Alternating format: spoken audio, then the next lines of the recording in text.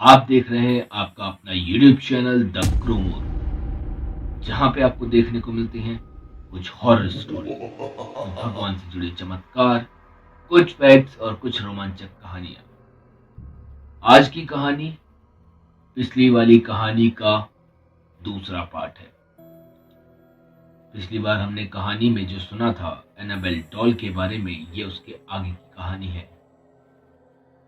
जो लोग नए जुड़े हैं उनको मैं बता दूं कि इसका पहला भाग भी है और वो जाकर इसको जरूर सुने। पहला भाग डिस्क्रिप्शन बॉक्स में मैंने दे रखा है। पिछली बार मैंने आपको बताया कि जब वो घर में आती है तो उसको कुछ चमड़े के पन्नों पे कुछ लिखा मिलता है। आखिर क्या लिखा था वो? उसमें लिखा था हेल्प मी। वो देखती है और काफी डर जाती है। उसके बाद आगे क्या हुआ मैं आपको बताता हूँ। कहानी की शुरुआत जब हुई थी तो डोना, लू और एनजी से हुई थी। इतना सब कुछ देखने के बाद भी डोना नहीं मानी और उस डॉल को उसने अपने से अलग नहीं किया। एक दिन जब वो कॉलेज से घर आई तो उसने देखा कि उस डॉल के पेट और पीठ पर खून के धब्बे लगे हैं। डोना उन खून के धब्बों को आसानी से पहचान गई। क्योंकि वो एक नर्सिंग की स्टूडेंट थी तो वो जानती थी कि खून के धब्बे होते हैं और वो कैसे दिखते हैं। उस डॉल को देखकर डोना को अजीब जरूर लगता था, लेकिन वो उसे अपने से अलग नहीं करना चाहती थी। शायद ये उस डॉल की ही कोई ताकत थी जो डोना और उसके बीच में एक कनेक्शन बन गया था। डोना डर भी रही थी पर उसे अपने से अलग नहीं करना चाहती थी। ऐसे ही चलता रहा। एक दिन लू दरवाजे पर खड़ी थी। उसको अंदर के कमरे से चीखने की आवाज आई। वो फटाफट भाग करके अंदर गई। उसने देखा कमरे में कोई नहीं है, बस वो डॉल है। अब थोड़ी देर बाद लू के चीखने की आवाज आई। डोना अपने दोस्त के साथ दूसरे कमरे में थी। अब वो भाग करके जब इस कमरे में आई तो उसने देखा कि लू जमीन पर गिरी हुई है। उसके हाथ और पैरों पर इस स्क्रैच के निशान हैं और लू अब बेहोश हो चुकी है। उसने लू को उठाया और हॉस्पिटल ले गई। आश्चर्य की बात है कि इतने गहरे स्क्रैच के निशान और हाथों पर, जिसे हम किसी को पकड़ते हैं तो उंगलियों के जो निशान छप जाते हैं, वो इतनी जल्दी कैसे गायब हो गए? सिर्फ एक दिन के बाद ही वो निशान पूरी तरीके से गायब हो चुके थे। अब लू और एनजी और डोना समझ चुके थे कि गड़बड़ तो बहुत ज्यादा हो चुकी है। उन्होंने फटाफट पास में ही चर्च में जाके इसके बारे में बताया। वहां से एक फादर ने सारी सिचुएशन को समझा और वो उनके घर आए। घर आते ही उन्हें पता चल गया कि इस घर में किसी बुरी ताकत का साया है। फिर भी उन्होंने अपने, जैसे चर्च में एक बड़े फादर होते हैं, उनकी सहायता लेनी चाहिए और डोना को उनके पास भेज दिया। सारी सिचुएशन जानते ही फादर ने लॉरेन और वॉरेन को, जो कि वहां पे एक घोस्ट हंटर थे या ये कह सकते हैं पैरानॉर्मल इन्वेस्टिगेटर थे, उनको बुलावा भेजा। लॉरेन और वॉरेन ने अपने तमाम तकनीकी सहायताओं के साथ में डोना के घर आए। डोना ने उस डॉल के बारे में लॉरेन वॉरेन को सब कुछ बताया।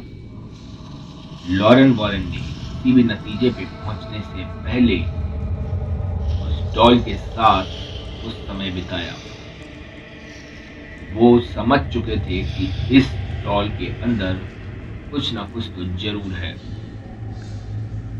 वो उस डॉल को अपने साथ अपने म्यूजियम में ले गए। उनका एक बहुत बड़ा म्यूजियम था, ऑकल्ट म्यूजियम।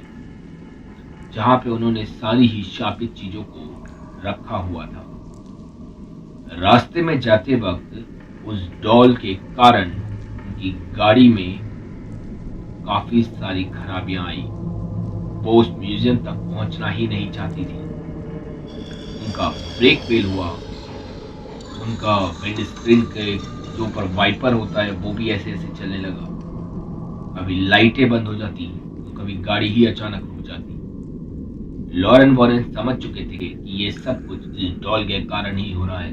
खैर, वो किसी तरीके से उस डॉल को उस म्यूजियम तक ले गए। उन्होंने उस म्यूजियम में अपना एक कमरा बना रखा था जहां वो रहते थे। वो उसे बाहर रख करके और अपने कमरे में आराम करने के लिए चले गए। वो डॉल पूरे घर में मूवमेंट।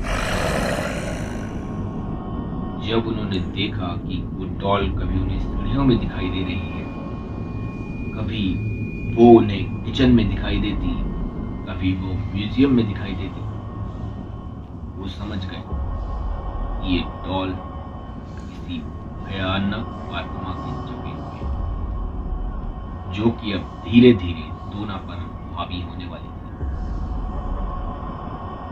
और शायद वो डोना के शरीर में प्रवेश करना चाहती थी। उन्होंने उसको खुले में नहीं रखा। एक उन्होंने शीशे का जार बनवाया और उसको उसके अंदर मंत्रों के साथ में, जो भी वहां के मंत्र होते हैं उनके साथ में उसे कैद कर दिया।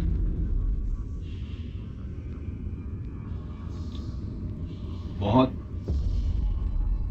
ज्यादा डरावनी और भयानक स्थिति के बाद लॉरेन वॉरेन ने उस गुड़िया को एक जार में बंद कर दिया, या ये कहें कि एक केस में बंद कर दिया और उस पर स्टिकर लगा दिया कि इसके पास कोई भी ना आए, इस बॉक्स को कभी भी ना खोला जाए, वरना ये दोबारा हमला कर सकती है। लॉरेन वॉरेन को डर था कि कहीं ये डॉल वापस से डोना के पास ना चली जाए।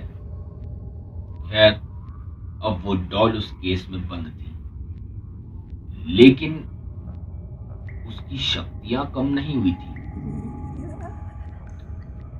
म्यूजियम है तो लोग वहां पे आते जाते भी होंगे। ऐसे ही एक दिन वहां पे एक कपल पहुंचता है और तमाम वहां जो चीजें रखी थी सारी शापित थी। वो उन्हें देखता है। फिर वो कपल उस डॉल के सामने आता है। बॉयफ्रेंड अपनी गर्लफ्रेंड से कहता है, ये है वो डॉल। ये है वो डॉल। ये मेरा क्या बिगाड़ेगी? इसमें कोई ताकत नहीं है। अगर तुझमें ताकत है तो मेरा कुछ बिगाड़ के दिखा। ये बात शायद उस डॉल को बहुत बुरी लग गई। म्यूजियम से लौटते वक्त उनका कार एक्सीडेंट हो गया। लड़की बच गई, लेकिन लड़का ऑन द स्पॉट रोड पे ही खत्म हो गया। ये उस डॉल की इकलौती कहानी नहीं है। ऐसा बहुत बार हुआ है। आज भी उस केस पर डू नॉट टच का टैग लगा हुआ है। ये कहानी ये साबित जरूर करती है कि कुछ तो है जिसे हम शायद समझ नहीं पा रहे, या जिसे हम देख नहीं पा रहे, लेकिन कुछ है जरूर। खैर, आज की कहानी बस यहीं तक। एक बात और, उस डॉल को 2022 में उस केस से फिर निकाला गया। धन्यवाद। इस कहानी में आगे क्या हुआ और अब 2022 के लास्ट में उसको फिर से निकाला गया और उन लोगों के साथ क्या हुआ, इसका अपडेट आपको शॉर्ट वीडियोस में जरूर मिलेगा। लेकिन